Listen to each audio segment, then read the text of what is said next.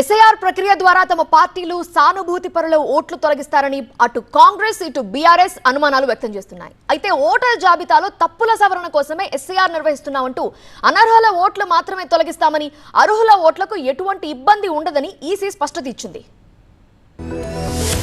తెలంగాణలో ఎస్ఐఆర్ పై బీజేపీ మినహా ఇతర రాజకీయ పార్టీలు ఆందోళన వ్యక్తం చేస్తున్నాయి. ఇప్పటికే దేశవ్యాప్తంగా ఎస్ఐఆర్ ప్రక్రియ 3వ దశ ప్రారంభమైంది. తెలంగాణలో జూన్ 15 నుంచి ఈ ప్రక్రియ మొదలవుతుంది.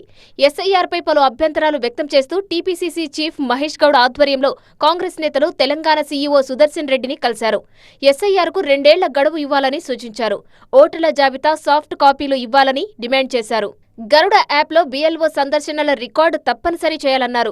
బీఎల్ఓల పనితీరుపై కూడా కాంగ్రెస్ నేతలు అభ్యంతరం వ్యక్తం చేశారు. 14 రాష్ట్రాల్లో ఎస్ఐఆర్ పేరుతో ఓట్ల చోరీ జరిగిందని, అందుకు పశ్చిమ బెంగాల్ అసెంబ్లీ ఎన్నికలే నిదర్శనమని మహేష్ గౌడ్ అన్నారు.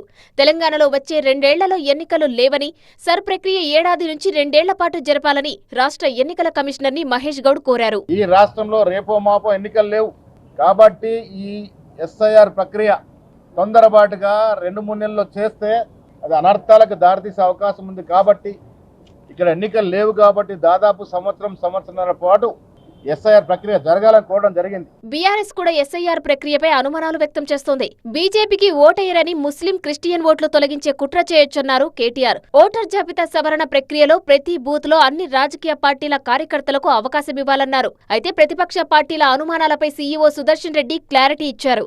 ఓటర్ జాబితాలో తప్పుల సవరణ కోసమే ఈసీ ఎస్ఐఆర్ నిర్వహిస్తోందని, రాజకీయ పార్టీలు కూడా ఓటర్ జాబితాలో తప్పులు సవరించాలని కోరాయన్నారు. అర్హత గలవారు ఓటు కోల్పోకుండా అనర్హుల ఓట్లు తొలగిస్తామని సుదర్శన్ రెడ్డి తెలిపారు. Eligible over has crossed 18 years of age వాళ్ళందరూ ఎలిజిబుల్ పర్సన్స్.